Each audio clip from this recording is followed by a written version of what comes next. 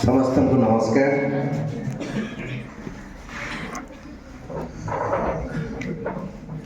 आज सभा मुख्य तथा शिक्षानुष्ठान मुख्य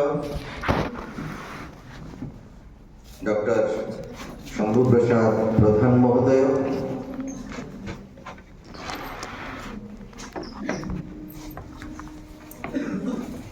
मंचासीन अतिथिवृंद, पूर्वर कहते डॉक्टर तपन पंडा, मंचरे मनोज कुमार राउत, बंधु डॉक्टर देवानंद दास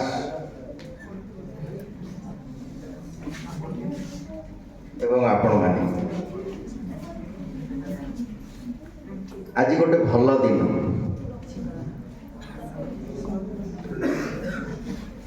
आज हूँ देवाभिषेक पूर्णिमा। आज पूर्णिमा तिथि रे ए महायज्ञर पूर्णाहुति ठीक करिथिबारु मु प्रथमे ओडापड़ा पंचायत समिति उच्च माध्यमिक विद्यालय समस्त कर्मकर्ता एवं छात्र छात्री वृंद पाखे कृतज्ञता ज्ञापन करुछि।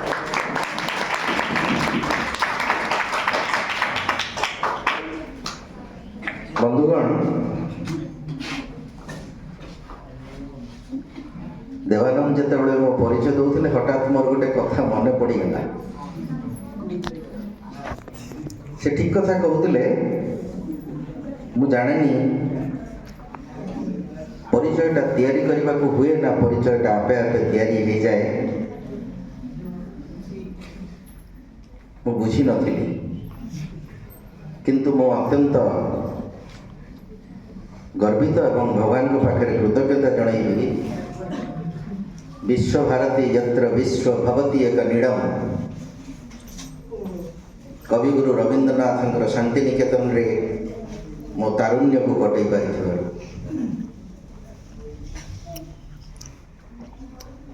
तो गोटे जणाण रे भजन रे कह जाइछि, ए जीवन यौवन सबु परा तुम दान, किछि देई नाह बोली गरीबी की अभिमान। ता माने होछि तमे भगवान जदि हमको यौवन देइछन्ति, तारुण्य देइछन्ति, आउ किछि न देइथिले भी चलंता। मो सामना रे एते तरुण तांको समस्त को देखी मो जगन्नाथ पाखे कृतज्ञता जनाऊँची। ये तरुण मान पितामाता पाखे प्रणाम जनाऊँची, जो माने एमती तरुण तारुण्य मानकर स्रष्टा भाव में भगवान सृष्टि रे जन्म नहीं। तम मान पितामाता को प्रणाम जनाऊँची। आमे जो माने एठी बसिछु से माने तरुण को तारुण्य को अतिक्रम करी आसीछु, किंतु तारुण्य हजि जाइनि। तारुण्य एमिति एक विभव, से मंजीटिए जीवन रे जेतेबेले पोता जाए चिरकाल से उद्भासित होता है। बंधु मनोज बाबू कहते जेतेबेले से बाहर बैनर को देखी मो फोटोटीए कहीं के जाने नवीन पट्टनायक सहित लगा जाइछि, मते कहले आपण 35-40 रु बेसी हेबेनी बयस। देवानंद बोधे भूल ले कहीदेले जे मु अवसर ग्रहण करेनी। तेबे मनोज बाबू जदि कहूथांती से कथा, मो भितर तारुण्य जदि जीछि, जदि जियाई रखा जाई पारिछि, सेतिपई से तारुण्य को चिन्हुथबा समस्त सुनारी मानकु मु पुणी थरे प्रणिपात जनाउछि। तारुण्य मो तारुण्य को जो माने चिन्हि पारिछन्ति।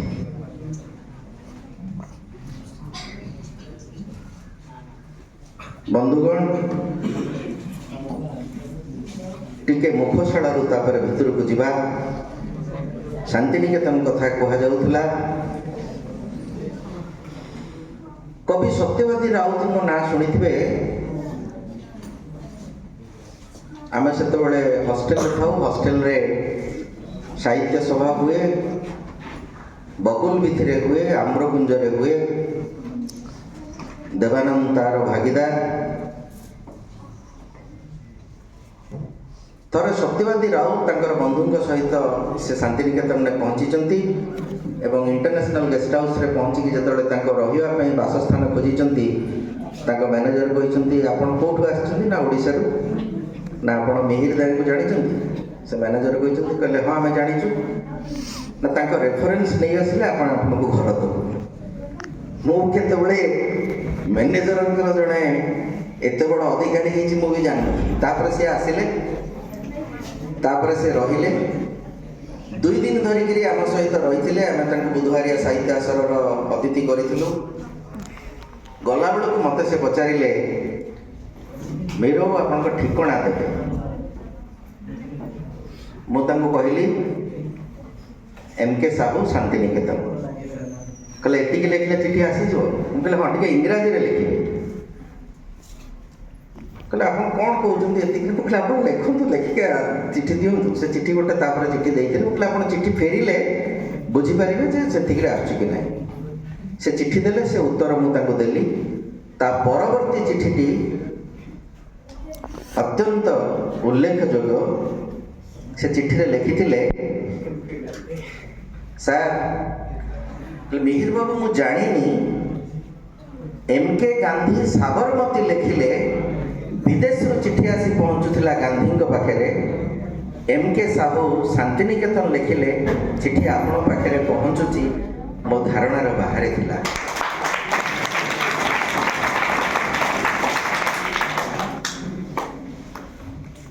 मु मोर श्रुतिपथामूलक आत्मजीवनी रे कथा लिखिची जो कथा मु जाने मो ना मो बापा माँ कहीं मिहिर देइथिले जो कथा एते भल विशेषण रे जेहेतु से संस्कृतर अध्यापक आम समस्त विशेषकर संस्कृति संपन्न हवा उचित से दृष्टि आम समस्त किसी ना किसी गोटे विशेषण कहते मो ना कहला बेले जो कहले सूर्यदेव कथा आज सूर्य पूजार दिन देवाभिषेक पूर्णिमा आज सूर्य पूजार दिन सेटा मध्य मु हठात आविष्कार कली मुझे यार सत कथा तो आज गोटे से संस्कृति संपन्न अध्यापक एवं तपन बाबू सी भी सूर्य से कथाटा कहवा भूली जाइए तेणुक आज ये महाविद्यालय संस्कृत विभाग को जेहेतु तांको अधीन रे अछि मु आशा करी ए महाविद्यालय समस्त छात्र छात्री माने निश्चित भाव में संस्कृति संपन्न होइथिबे से संस्कृति कौन आम बर्तमान संस्कृति कथा जानिबा पई आजिर मुख्य आलोचना जे ओडिया संस्कृति ओडिशार संस्कृति एवं सामाजिक मूल्यबोध कथा मध्य से कहते वैल्यूज ऑफ लाइफ जीवन रो मूल्यबोध वर्तमान कौन हो आप मूल्य कहले बुझीचे जेकोसी जिनस किणा गले गोटे प्राइस टैग लगा से टैग में लिखा है MRP लिखा है तो ता माने कौन मैक्सिमम रिटेल प्राइस MRP ताठू कम रे भी मिलिबो सेटा हला मूल्य किंतु मूल्यबोधटा कौन मूल्यबोधटा आम से देखुचे द मटेरियल यूज्ड कौन को जिनस दैट इज मूल्यबोध ता इंग्रेडिएंट कौन को मटेरियल तैयारी सेटा हला मूल्यबोध आम जो परस्पर को पचार अरे ता कथा कहीं भल लगुच ना सी गोटे किसी वैल्यूज बेस्ड कथा कहूँ तार संस्कार ताकू सेतिकी मूल्यबोध देइछि शिखई एवं संस्कृति जो मूल्यबोध दे थाए से संस्कृति विषय आम प्रथम जाना उचित सर्वभारतीय क्षेत्र में ओडिशा प्रथम भाषाभित्तिक राज्य भाव में मान्यता पाए 1936 एप्रिल 1 तारिख यार भाषा है ओडिया यार पृष्ठभूमि मो उत्कल गौरव मधुसूदन दास, उत्कलमणि गोपबंधु दास, महाराजा श्री रामचंद्र भंजदेव, महाराजा कृष्णचंद्र गजपति, पंडित नीलकंठ दास, फकीरमोहन सेनापति, गंगाधर मेहर, वासुदेव सुरोलदेव, राधानाथ राय इत्यादि महापुरुष मानक स्मरण करुछि। भाषार विकास संगे संगे तार साहित्य मध्य विकसित होइछि। साहित्यर विन्यास होइछि, विभिन्न युग साहित्य सृष्टि होइछि, जेमिति कि आदि युग, सारला युग, पंचशखा युग, रीति युग, आधुनिक युग, अत्याधुनिक युग इत्यादि। भाषा और साहित्य संस्कृतिर वाहक। मोर छात्र छात्री बंधु माने मो जो विषय सिलेबस रे अछि पढ़ा जाइछि, मो सिलेबस बाहर रो किछि कथा कहिबि। तेणुकर ये कथा गुड़ाक आम सिलेबस रे अच्छी पढ़ुचु जानिचु, से कथा न भावी मो कथा टिके दयाकरी शुणिले बुझे। भाषा और साहित्य संस्कृतिर वाहक। जेकोसी जातिर संस्कृति तार भाषा, साहित्य, कला, स्थापत्य, नृत्य, संगीत, धर्मीय चेतना, पोशाक परिच्छेद, खाद्यपेय इत्यादि माध्यम प्रकाशित होता है।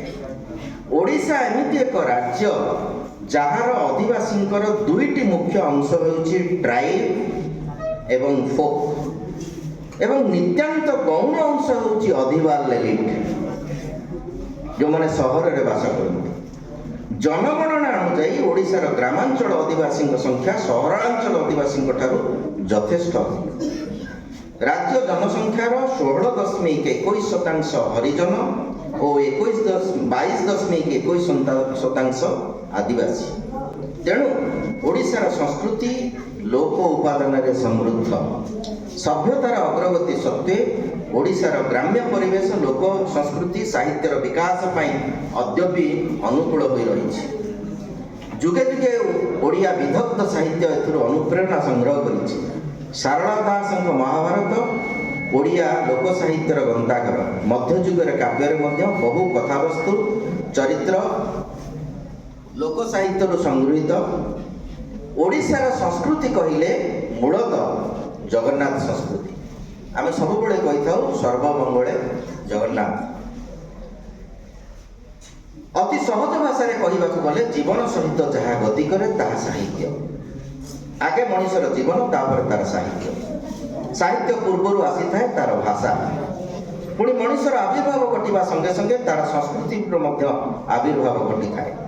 तेणु मनुष्यर संस्कृति जीवनर समवाची। संस्कृति स्थाणु नुहे। ज्ञानर विस्तार, अनुभूतिर व्यापकता, कार्यकारिणीर धारावाहिकता, पर्यालोचना और जोगाजोगार प्रसार माध्यम ताहार अपरिहार्यता अधिक उपलब्धि हेबा संगे संगे ताहा अधिकरु अधिक परिपुष्ट हुए। पंडित नीलकंठ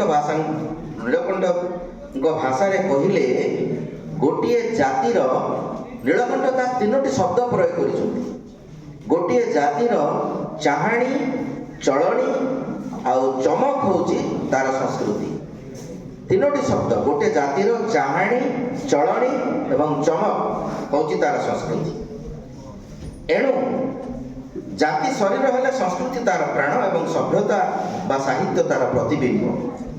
जाति संस्कृतिर पृष्ठपोषक, साहित्य संस्कृतिर धारक, बाहक एवं परिप्रकाशक। संस्कृति जेपरि साहित्य को एक निर्दिष्ट आकार और स्वभाव दिए, सेहीपरि साहित्य जेकोसी संस्कृति को एक आत्मदर्शन अवकाश आनी जोगाई थाए। आमर जीवन को एक समग्र परिमल आनीदेबारे जहाँ किछि सहायक उपादान रूपे कार्य करे ताहा संस्कृति।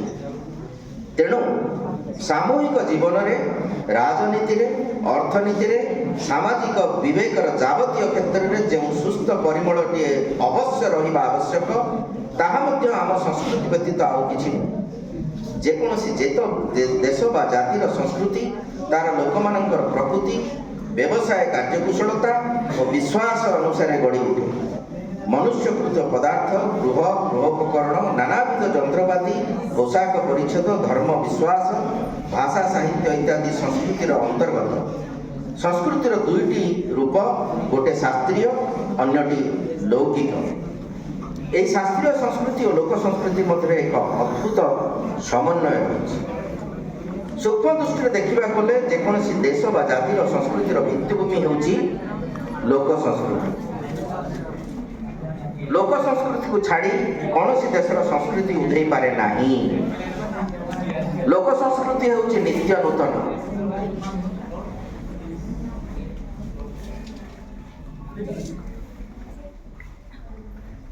मुझे शुणा चाहूली तुम चुप पड़गल जड़े किए कहवा दरकार मु कहि तुम मैंने शुणव ना तुम मैंने कह शुणी तुम मान कथा तुम मान कथा भी शुणा दरकार तुम मैंने केत कौन कहूब ना तेणु जी कहवा इच्छा कर हाथ डाकिदेव मुझे चुप पड़ी है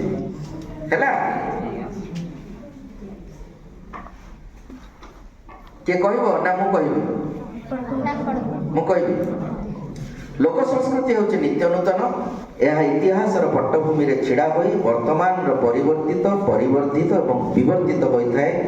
नवा रूप नवा धारा नवा चिंता नवा नवा बेशरे पृष्ठ हुए। आम देश में उभय शास्त्रीय और लोक संस्कृतिर प्रचलन रही किंतु शास्त्रीय संस्कृति अपेक्षा लोक संस्कृति भारतीय जनजीवन को अधिक प्रभावित करे। भारतर अधिकांश पल्लीवासी लोक संस्कृति द्वारा ही निजକୁ परिचालित କରିଥାନ୍ତି। कारण संस्कृतिर उन्मेष कालରୁ लोक जीवन ग्रामीण थिला, कृषि आधारित थिला। ग्रामीण जीवन रे धर्मोपासनार आह्वानटी एक प्रधान प्रेरणा होई रहिथिला।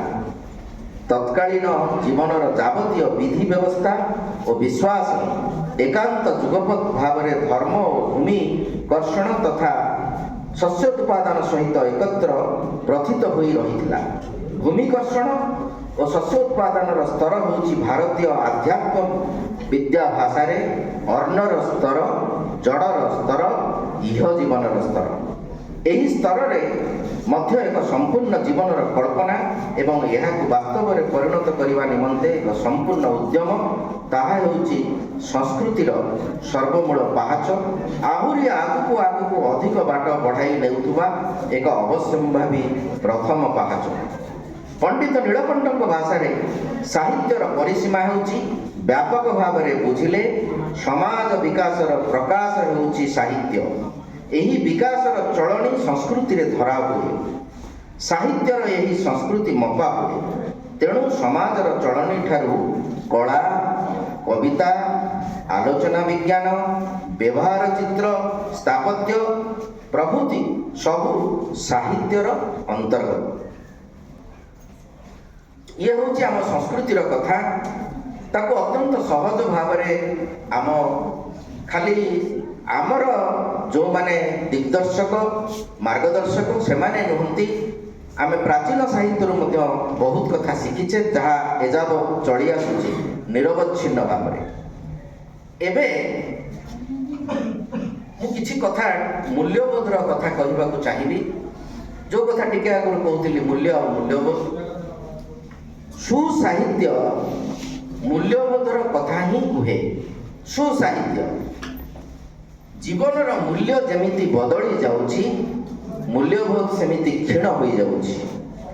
जीवन रे धैर्य एवं प्रतीक्षार संज्ञा बदली जाउछि। विश्वास एवं भल पाइबार सूत्र केमिति गोटे निरस एवं जटिल हो उठुछि। भल पाइबा केवल दियानिया भितर सीमित हो जाउछि। झुरिबा आउ लोड़ीबा पण केमिति गोटे भेजाल हो गलानी। झुरिबा आउ लोड़ीबा पण केमिति गोटे भेजाल हो गलानी। नाना कपटता एवं स्वार्थपरता जीवन को ग्रास कर गलानी।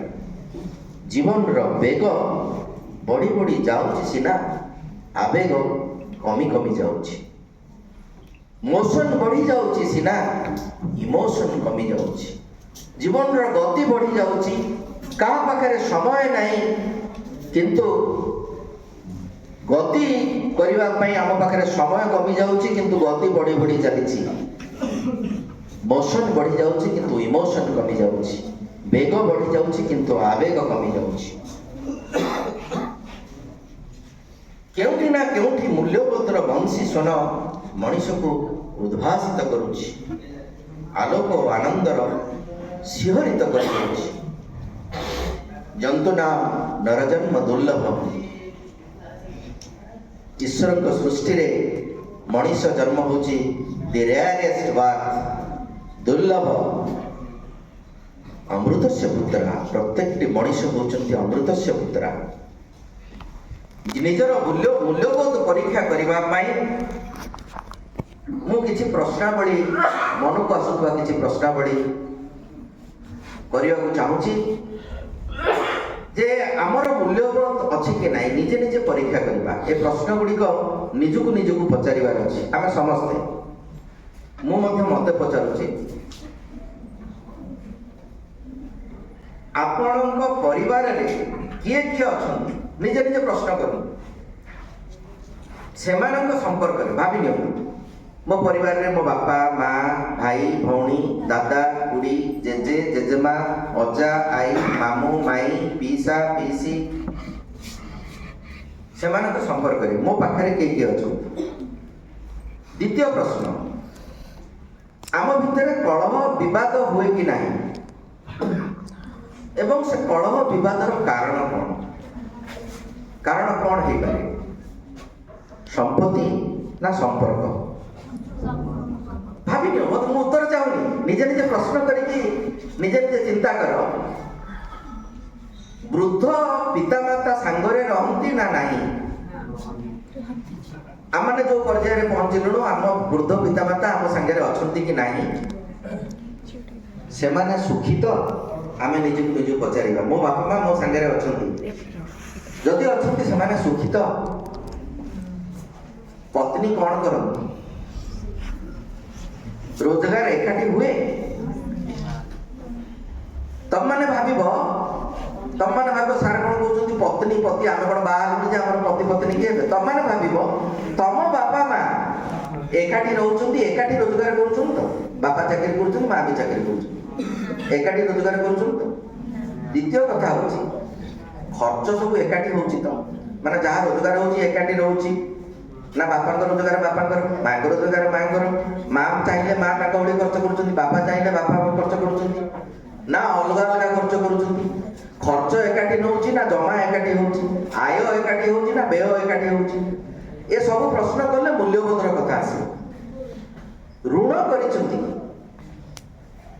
କିଛି ଲୋନ୍ କରାଯାଇଛି, ସେ ଲୋନ୍ ପାଇଁ ଚିନ୍ତିତ? କିଛି ବାପା ମା ତାଙ୍କ ପିଲାମାନଙ୍କ ପାଇଁ ଷ୍ଟଡି ଲୋନ୍ ନେଇକି ଚିନ୍ତିତ? କାହିଁକି ଚିନ୍ତିତ? ଯଦି ତା ପୂର୍ବରୁ ଭାବିବା କଥା, ମୋ ପୁଅ କି ଝିଅ ପାଇଁ ମୁଁ ଷ୍ଟଡି ଲୋନ୍ କରିଛି, କିନ୍ତୁ ମୁଁ ଏଇଥିପାଇଁ କରିଛି ଯେ ସେ ଲୋନ୍ ମୁଁ ଅଚିରେ ଶୁଝିପାରିବି। ମୁଁ ମୋ ଘର ପାଇଁ ଲୋନ୍ କରିଛି, ମୁଁ ତାକୁ ଅଚିରେ ଶୁଝିପାରିବି, ମୋର ଆବଶ୍ୟକତା ଅନୁସାରେ ଋଣ କରିଛି। ନା ଋଣ ଘୃତ ପିବେ, ମତେ ଘିଅ ଖାଇବାର ଅଛି ତ ମୁଁ କରଜ କରିକି ଖାଏ, ବାକି କରିକି ଖାଇଯାଏ, କରିଛି। ସନ୍ତାନ ମାନଙ୍କ କର୍ମକାଣ୍ଡ ନେଇ ଚିନ୍ତିତ ନା ଖୁସି? ପରସ୍ପର ଆମର ସନ୍ତାନ, ତମ ଭାଇ ଭଉଣୀଙ୍କ କଥା ଭାବିବ, ବାପା ମାଙ୍କ କଥା ଭାବିବ ଯେ ଆମେ ତାଙ୍କ ପାଇଁ ଚିନ୍ତିତ, ତାଙ୍କ କର୍ମକାଣ୍ଡ ନେଇ। ପିଲାମାନଙ୍କର କର୍ମକାଣ୍ଡ, ତମ ବାପା ମା ତମମାନଙ୍କ ଉପରେ ଖୁସି କି ନାହିଁ? ବାପା ମା ଚାହାନ୍ତି ଭଲ ପାଠ ପଢୁଥିବ, ଭଲ ବ୍ୟବହାର କରୁଥିବ, ମାଙ୍କୁ ଘର କାମରେ ସାହାଯ୍ୟ କରୁଥିବ, ସେଥିରେ ଖୁସି କି ନାହିଁ? ପଚାରୁଥାଅ ପ୍ରଶ୍ନ ଗୁଡାକ। ସେମିତି ବାପା ମା ମାନେ ଭାବିବେ ମୋ ପୁଅକୁ ଯାହା ଚାହିଁଥିଲି, ମୋ ଝିଅକୁ ଯାହା ଚାହିଁଥିଲି ତାହା ହେଇଛି ତ? ସେଥିପାଇଁ ସେ କର୍ମକାଣ୍ଡ ନେଇ ଚିନ୍ତିତ ନା ଖୁସି? ମୁଁ ଚିନ୍ତିତ ନା ଖୁସି? ନା, I am happy with my son, daughter. ବେଳେ ବେଳେ କ'ଣ ହୁଏ ନା, ଆମମାନେ ଯୋଉ ପର୍ଯ୍ୟାୟରେ ପହଞ୍ଚିଲୁ, ଆମେ ଅନ୍ୟମାନଙ୍କୁ କହିବା ପାଇଁ କହିଦେଉ, ମୋ ପୁଅ ଆଜ୍ଞା ଆମେରିକାରେ ରହୁଛି, ସ୍ପେନରେ ରହୁଛି, କିନ୍ତୁ ଭିତରେ ଜଳୁଛି, ଦିନେ ଫୋନ କରୁନି, ଭିତରେ ଜଳୁଛି। କିନ୍ତୁ ଅନ୍ୟମାନଙ୍କୁ କହିବା ପାଇଁ ଆମେ କେତେ ଖୁସି ହଉ? ସେଥିପାଇଁ ଚିନ୍ତିତ ନା ଖୁସି? ଏ ହଉଛି ମୂଲ୍ୟବୋଧ ପାଇଁ ଆମେ ପ୍ରଶ୍ନ କରିବା ଉଚିତ। ଦିବ୍ୟାଙ୍ଗ, ବୃଦ୍ଧ, ରୋଗୀ, ଏ ପରିବାରର ସଦସ୍ୟଙ୍କୁ ନେଇ ଚିନ୍ତିତ କି? ଏଭଳି ଲୋକ ତମ ପରିବାର ଭିତରେ ଅଛନ୍ତି କି? କାହାର ବାପା, କାହାର ମା, କାହାର ଭାଇ ଦିବ୍ୟାଙ୍ଗ କି ରୋଗୀ କି? ଜେଜେ ବାପା ବେଡ୍ ରିଡେନ୍, ସେଥିପାଇଁ ବାପା ମା ଚିନ୍ତିତ। गोटे बयस गोटे समय आसिले देह जेतबेले अछि दाह अछि समस्त दिने ना दिने बुढ़ा हवा से रोगी से बेडेड ताको ପାଇଁ चिंतित कि ना बापा माँ चाहूँगी कौन कर बापा कर दौरान से कर चिंतित कि ना आमर कर्तव्य दृष्टि आम किसी करुचे तुमने नाती नातुणी भाव में तुम तुम जेजेमा जेजेबापा किसी समय दौच ये सब कथा मूल्यबोधर कथा एवं जदि किसी करुच बापा परा कही जाइए तू जेजे को गाधे दे तेने बापा किसी पचार नुवे पुओ झील को कहते तत परा कही जाइए तते जेजेमा सागर बसिक कथबार्ता करू कहते एणे निजे जेजेमा चाहूबे अरे पुओ तू कौटी जाइए आप मो पाखे से बस समय नुहे सेटा को से भावुं बोझ कि तुम निजे निजे भाव निज पितामाता निज आत्मीय स्वजन जदि किसी वृद्ध अच्छा कि रोगी अच्छा सेवा करने को समय देवाई श्रम देवाई से तुमको बोझ भाई लगुच ना तुम भाग्य को निंदुच मोरी भाग्य एमती गोटे अंध पुओ जन्म कम एत कथा करुच तुम भाग्य को निंदुच कि ना तुम भावुच अरे मो पिलाटा देखिपारे ता आखिरे मुझे देखे किसी करे ये जो संवेदनशीलता ये सब मूल्यबोधर कथा भाग्य ना ईश्वर विश्वास कर मो भाग्यटा खराब ना ईश्वर विश्वास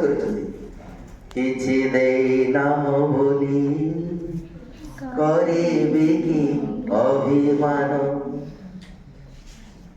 मत कि देन बोली अभिमान करी कि जीवन पात्र मो भरीच केते मते नदेल बोली किसी कहबी कि आओ वैकुंठनाथ पट्टनायक लिखिले झील सुनंदा पट्टनायक क्लासिकल सिंगर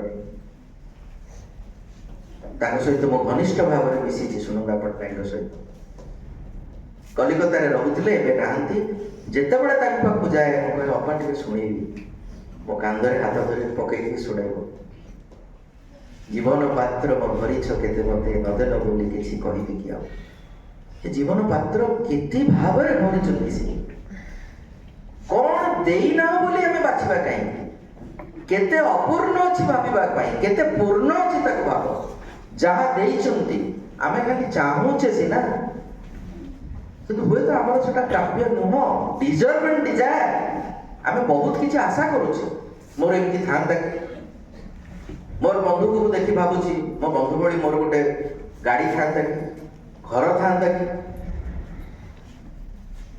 किंतु मोर जहाँ देइचंती प्रभु ताकू मु भावुची मोर प्रति सेतिकी प्राप्य शेष प्रश्न होची मूल्यबोध पाई प्रकृत बंधु किए तबे परस्पर को आम भाविबा आमर प्रकृत बंधु किए कहार ना कई गोटे किए गोटे सांग थी ता पाखे मु सब कथा कही पारुछि तो मोर दुख सुख ताको भाग दे पारुछि तो संपत्ति सिना के भाग दबनी टिफिन बॉक्स रु को सांग को सिना के भाग दौन कि भल सांगटे होते अरे तो मु आनी परा एटा मु दीटा लड्डू आनी मुझे जानी तू लड्डू बेस भल पाऊ तू गोटे खाई सांग बेले बेले सेमती दियो कि नहीं ना एकुटिया खाई दियो ताले कहीं दियो भल सांग बोली तुम प्रकृत बंधु की ताकू सब कथा कही पारुच सब कथा सेटा गोटे मूल्यबोध उपर निर्भर कर सब कथा कही पारुछ दुख भी कह सुख भी कह आ जदि क्या पाखे कही पारुन तुम जदि प्रकृत बंधु क्या भावुच बेले बेले ठाकुर घर खोलिकी बसी पड़ सागरे कथा हो तुता को डाकिले सेतते तुता को खोजिले सेतते खोजई सीए तो आपणा जनरे उणा कर नहीं मन सी होचंती प्रकृत बंधु जदि क्या कही पार विषय भाषा किए बंधु थी ताको आम केत भल मंद कथा कहीदबा सी भलरे कि खराब ग्रहण कर निर्भर करे किंतु से बंधु It's so positive. ସେଇଥିପାଇଁ ସିଏ କହିଛନ୍ତି ଯେ do you know the distance between you and me? ତମେ ଜାଣିଛ ତମ ଠାରୁ ମୋର ଦୂରତ୍ୱ କେତେ? Only 11 steps. କିଏ କହିଛନ୍ତି? ଭଗବାନ କହିଛନ୍ତି ତମର ପ୍ରକୃତ ବନ୍ଧୁ ଯଦି କାହାକୁ କରିବ। Do you know the distance between you and me? Only 11 steps. ମାତ୍ର 11 ପାଦ। 11 ପାଦ କାହିଁ କହିଲେ? 1 step is yours, 10 step is mine. ମୋର 10 ପାଦ। ଦେଖ କେମିତିଆ ବନ୍ଧୁ ସିଏ। ସେ କହୁଛନ୍ତି ମୁଁ 10 ପାଦ, ତମର ଗୋଟେ ପାଦ। ତମେ ଗୋଟେ ପାଦ ଆଗେଇଲେ ମୁଁ 10 ପାଦ ଆଗେଇଲି। କିନ୍ତୁ ଆଉ ଗୋଟେ ଗୁରୁତ୍ୱପୂର୍ଣ୍ଣ କଥା କହିଛନ୍ତି। The first step is yours. ପ୍ରଥମ ପଦଟା କିନ୍ତୁ ତମର। ଏବଂ ତାପରେ ସେ କହୁଛନ୍ତି but mind it, I cannot help you for that first step. ମୁଁ ତମକୁ ସାହାଯ୍ୟ କରିପାରିବି ନାହିଁ ସେଇ ପ୍ରଥମ ପାଦ ପାଇଁ। ସେଥିପାଇଁ କୁହାଯାଉଛି ତୁ ତାକୁ ଡାକିଲେ ତୁ ତାକୁ ଖୋଜିଲେ ସେ ତତେ ଖୋଜିବ।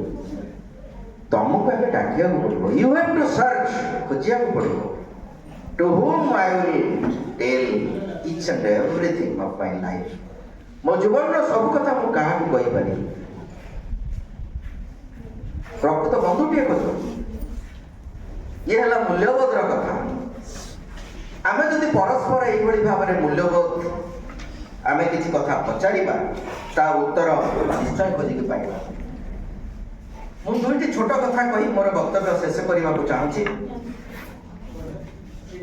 ମୂଲ୍ୟବୋଧ କଥା। ଗୋଟେ ଜଙ୍ଗଲରେ ନିଆଁ ଲାଗିଥିଲା। ଗୋଟେ ଛୋଟ ପକ୍ଷୀଟିଏ ସେ କ'ଣ କରୁଥିଲା, ସେଠି ଗୋଟେ ଜଙ୍ଗଲ ନିଆଁ ଲାଗିଛି। ଗୋଟେ ଜାଗାରେ ଟିକେ ପାଣି ବର୍ଷା ହେଲେ ଯେମିତି ପାଣି କାଦୁଅ ହେଇକି ଟିକେ ଗୋଟେ ଖାଲ ଜାଗାରେ ଜମି ଯାଇଥାଏ, ସେ ଜମିଛି। ସେ ଛୋଟ ପକ୍ଷୀଟି ସେଥିରୁ ତା ଥଣ୍ଟରେ ଯାଇକି ଉଡ଼ି ଯାଉଥିଲା। ସେ ପାଣିରୁ ଠୋପେ ନେଇକିରି ସେ ନିଆଁ ପାଖରେ ପକାଉଥିଲା। ପୁଣି ଉଡ଼ି ଆସୁଥିଲା, ପୁଣି ଠୋପାଏ ନେଇକିରି ପକାଉଥିଲା। ତାକୁ ଗୋଟେ ବଡ଼ ପକ୍ଷୀ ଦେଖୁଥିଲା, ଆଉ ଗୋଟେ ବଡ଼ ଚଢ଼େଇ ଦେଖୁଥିଲା। ସେ ଟିକେ ହସିଦେଲା। ସେ ତାକୁ କହିଲା, କ'ଣ ହସିଦେଇ କହିଲା, ଇଏ ଏଡ଼ିକି ଟିକେ ତା ଚଞ୍ଚୁରେ କେତିକି ପାଣି ନଉଛି, କେତିକି ପକଉଛି, ଏଥିରେ କ'ଣ ନିଆଁ ଲିଭିଯିବ? ଏ ଛୋଟିଆ ପକ୍ଷୀଟେ ନେଇକି ଯାଉଛି, ନିଆଁ ଲିଭିଯିବ? ହସିଦେଲା। ତା ପାଖକୁ ଯାଇ କହିଲା, କହିଲା ଏ କ'ଣ କରୁଛୁ? କହିଲା ମୁଁ ନେଇକି ପାଣି ପକଉଛି ମାନେ ନିଆଁ ଲାଗିଯାଇଛି। ହସିଲା। କହିଲା ତୁ ଯୋଉ ନିଆଁ ଲାଗିଛି ସେଥିରେ ଯୋଉ ପାଣି ପକଉଛୁ ସେଥିରେ ନିଆଁ ଲିଭିଯିବ? ସେ ଛୋଟ ପକ୍ଷୀଟି କ'ଣ କହିଲା, କହିଲା ନିଆଁ ଲିଭିବ କି ନାହିଁ ମୁଁ ଜାଣିନି, ଅନ୍ତତଃ ପକ୍ଷେ ମୁଁ ନିଆଁ ଲଗେଇବାରେ ନାହିଁ, ମୁଁ ନିଆଁ ଲିଭେଇବାରେ ଅଛି। ମୁଁ ସେଥିପାଇଁ ମୋ ଚଞ୍ଚୁରେ ପାଣି ନେଇ ପକଉଛି। ପ୍ରକୃତ ସାହିତ୍ୟିକଟିଏ ନିଆଁ ଲଗେଇବାରେ ନଥାଏ, ନିଆଁ ଲିଭେଇବାରେ ଥାଏ। ଆମ ଜୀବନ ସେଇ ଛୋଟ ପକ୍ଷୀଟିଏ ପରି ହେବା ଉଚିତ। ଛୋଟ ପକ୍ଷୀଟିଏ ଯେମିତି କହୁଛି, ଯେତେବେଳେ କଥା ଉଠିବ ଜଙ୍ଗଲରେ କିଏ ନିଆଁ ଲଗେଇଥିଲା, ଅନ୍ତତଃ ମୋ ନାଁ ସେଥିରେ ନଥିବ, ମୋ ନାଁ କୋଉଥିରେ ଥିବ? ନିଆଁ ଲିଭେଇବାରେ ଥିବ। ଏ ସମାଜରେ ଯଦି କିଛି ଭଲ କଥା ହବାକୁ ଥିବ, ଆମ ସମସ୍ତଙ୍କ ଆମ ଚଞ୍ଚୁରେ ପାଣିରେ ଆମେ ନିଆଁ ଲିଭେଇବା, ହଁ କି ନାହିଁ? ଆମେ ଛୋଟ ହେଲେ ମଧ୍ୟ ଆମ ଚଞ୍ଚୁରେ ଯେତିକି ପାଣି ଆମେ ନିଆଁ ଲିଭେଇବାରେ ଥିବା। ବନ୍ଧୁଗଣ, ମୋର ତରୁଣ ବନ୍ଧୁମାନେ ଯେଉଁମାନେ ସାମ୍ନାରେ ବସିଛନ୍ତି, ମୁଁ ବେଶୀ ସମୟ ନେବି ନାହିଁ। ମୁଁ ଅଳ୍ପ ସମୟ ଭିତରେ ମୋର କଥା ସାରିବି। ଆଉ ଗୋଟେ ଛୋଟିଆ କଥାଟିଏ କହିବି। ଭାବୁଛି ମୋର ଛାତ୍ର ବନ୍ଧୁମାନେ ସବୁ ସିନେମା ଦେଖୁଥିବେ, କେତେବେଳେ ମୁଭି ଦେଖୁଥିବେ, ମୁଭି ସହିତ ଜଡ଼ିତ ଥିବେ, ଗୀତ ଶୁଣୁଥିବେ, ମୁଭିର ଗୀତ ଶୁଣୁଥିବେ, ଭଲ ଭଲ ଗୀତ। ଗୀତ ଗୋଟେ ମ୍ୟୁଜିକ୍ ଇଜ୍ ଡିଭାଇନ୍। ଗୀତ ଶୁଣିଲେ ମନ ଖୁସି ହେଇଯାଏ। ଲିରିକ୍ସ ଥିବା ଗୀତ ତାକୁ ଆହୁରି ଭଲ ଲାଗେ। ଭଲ ଲିରିକ୍ସର ଗୀତ से तो कहते जे आम प्रार्थना बोलुलु कौन आहे दयामय विश्व बिहारी हेन दया जल स्थल वन गिरी आकाश तुम लीला सबुठारे प्रकाश। केते बढ़िया शब्द प्रयोग कर जल स्थल वन गिरी आकाश तुम लीला सबुठारे प्रकाश। ये गोटे कौन this is the divine play of almighty. कौन चित्रकार है ये सब चित्र किए आंकी प्रकृति रे भगवान ऑलमाइटी गॉड।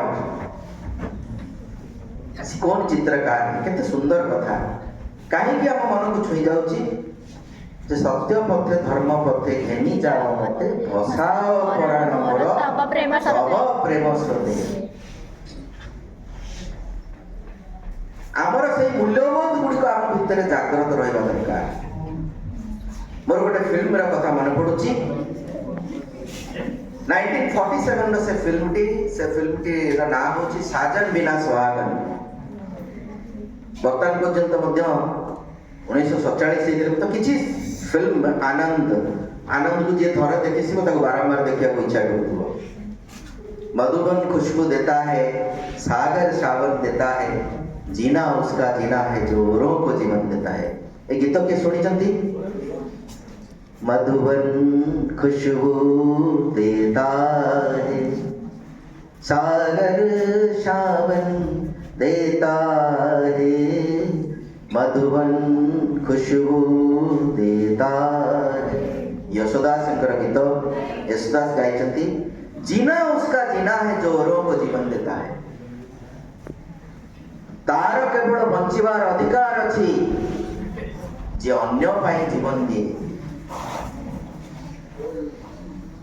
गांधी जी का प्रिय भजन थिला वैष्णव जन को तेनी कहिए जो बीड़ी पराई जानिबे। से वैष्णव जन कहा को कहजिबो जे चिता चैतन्य लगैथिबा न जो बीड़ी पराई जानिले जे अन्यर पीड़ा को जे बुझी पारे से होची असल वैष्णव। सेमति एथिरे कह जाउची जीना उसका जीना है जो औरों को जीवन देता है। तार केवल बंचिबार अधिकार अच्छी जे अन्य को जीवन दे पारे। दिस इज मोर देन ए भजन। तार अंतर रे आ गोटे बढ़िया कथा से कहउचंती गोटे मूल्यबोधर कथा कहउचंती। सूरज ना बन पाए तो बन के दीपक जलता चल। जदि सूर्य होई परिबनी सार माने कहउतबे भल मनुष्य हो सार माने कहिबे निश्चय कहिबे समस्त चाहती बापा माँ माने कहउतबे अले भल मनुष्य हो किंतु से कहउचंती सूरज ना बन पाए तो जदि सूर्य होई परिबनी सिना सूर्य को भड़ी तांकर से शक्ति सामर्थ्य सिना रहिबनी। सूरज ना बन पाए तो बन के दीपक जलता चल। दीप भली जलता चल जड़ी जड़ी चल। शब्द गुड़िक तार माधुर्य को बुझा दरकार। सूरज ना बन पाए तो बन के दीपक जलता चल। फूल मिले या अंगारे सच की राह पर चलता चल। फूल मिले या अंगारे तम कार्यकलाप केते बड़े फूल मिल पारे करताली मिल पारे गाड़ी भी मिल पारे किंतु तुम जदि बुझुथबो I have choose my destiny my path is all right go ahead। मोर लक्ष्य एवं यात्रा पथ जदि ठीक कर नहीं मु सेठिरे जीवी। फूल मिले या अंगारे सच की राह पर चलता है। सत्य पथरे सब बड़े चल सच की राह पर चलता चल। जीना उसका जीना है जो औरों को जीवन देता है। मैं आशा करी मोर छात्र बंधु माने यही बड़ी मंत्र रे मंत्रित हवा दरकार। जीना उसका जीना है जो औरों को जीवन देता है। धन्यवाद समस्त।